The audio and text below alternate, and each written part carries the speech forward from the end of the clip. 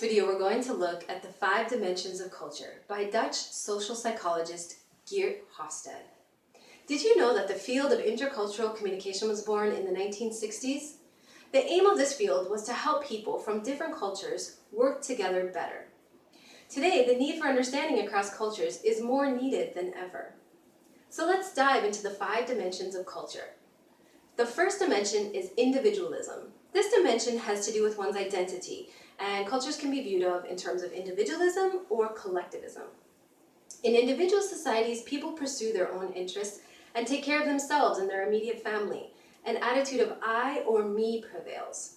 Many native English-speaking countries and European countries are high in individualism.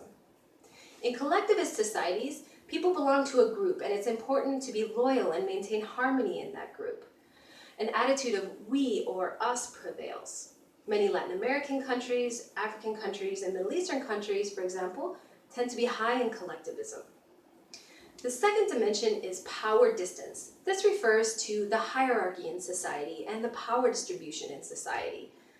Cultures can be viewed in terms of having large power distance or low power distance. In cultures with large power distance, there tends to be respect, and people are treated according to their status.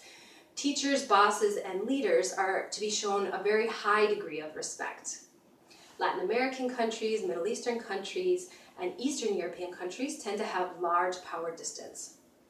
In low power distance societies, people are treated relatively equally, and a boss does not make a show of his status. There's consultation between a boss and his employees.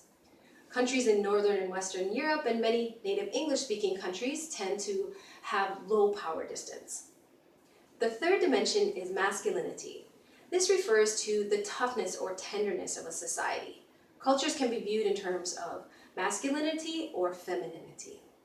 In masculine cultures, people tend to be competitive, assertive, and achievement-oriented. Women tend to take care of the children, and men are the heroes that earn material rewards for their success. Many Latin American countries and Germany and Austria, for example, are masculine. The United States and UK are also rather masculine. In feminine cultures, people tend to be care-oriented, friendly, modest, cooperative, and compromising, focusing on the quality of life. Men and women both take care of the children, and children have rights that are to be respected. Many Scandinavian countries, Costa Rica and Portugal, for example, are feminine. The fourth dimension is uncertainty avoidance.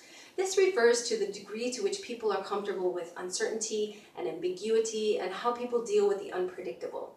Cultures can be viewed in terms of having strong uncertainty avoidance or weak uncertainty avoidance. In cultures with strong uncertainty avoidance, there are clear rules, a high degree of order, and lots of self-discipline.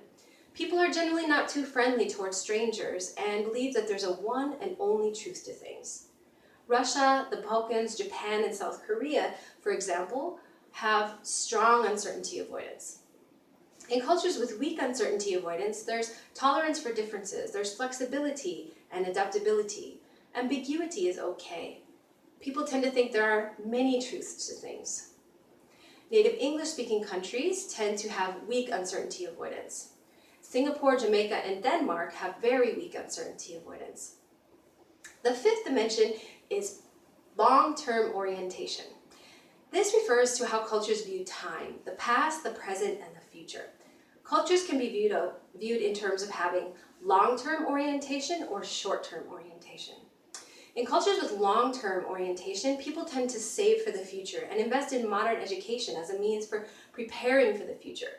People tend to be thrifty, calculating, persistent, hardworking, and pragmatic, sacrificing the wants of today for the benefits of the future.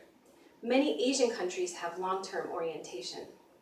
In cultures with short-term orientation, people tend to maintain the traditions of the past and view change with suspicion. People easily spend money on gifts and meals for their friends and family and live for today, showing their happiness in the moment. Many African countries are short-term oriented, and many European and American countries tend to be relatively short-term oriented. So these are the 5 dimensions of culture by Geert Hofstede. As a review, let's name the dimensions again.